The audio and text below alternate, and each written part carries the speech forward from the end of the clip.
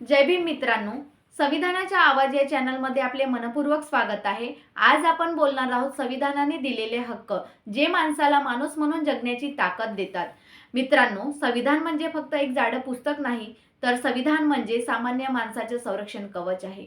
Doctor Babasaheb आंबेडकरांनी संविधान लिहिताना फक्त एकच विचार केला, या देशातील शेवटच्या व्यक्तीलाही न्याय मिळाला पाहिजे। जे हक्क डॉक्टर बाबासाहेब आंबेडकरांनी आपल्याला दिलेले आहे, त्यापैकी पहिला हक्क आपण बघूया, समानतेचा हक्क। कायद्यासमोर सर्वच समान आहे, कोणीही मोठा नाही आणि कोणीही लहान नाही। जात, धर्म, लिंग, पैसा यावरून कोणाशीही भेदभाव करता येत नाही। दुसरा हक्क स्वातंत्र्याचा हक्क। आपल्याला बोलण्याचा अधिकार आहे, प्रश्न विचारण्याचा अधिकार आहे, शांततेने आंदोलन करण्याचा अधिकार आहे, मात्र कोणालाही आपला आवाज दाबण्याचा अधिकार नाही। तिसरा हक्क शोषणाविरुद्धचा हक्क। बालमजुरी असो किंवा जबरदस्तीची मजुरी, संविधान सांगतं शोषण हा गुन्हा आहे। चौथा हक्क धार्मिक स्वातंत्र्याचा हक्क।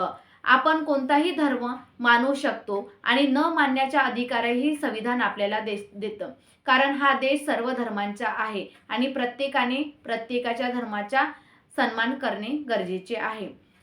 पाचवा हक्क सांस्कृतिक आणि शैक्षणिक हक्क।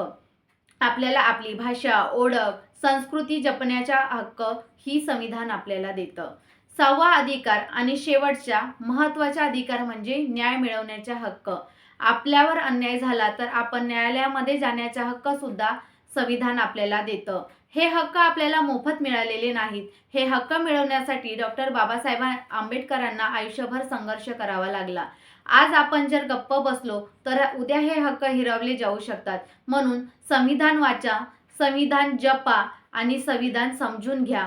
तुम्हाला जर माझे व्हिडिओ आवडत असतील तर व्हिडिओला लाईक करा आणि संविधानाचा आवाज या चॅनलला सबस्क्राईब करा।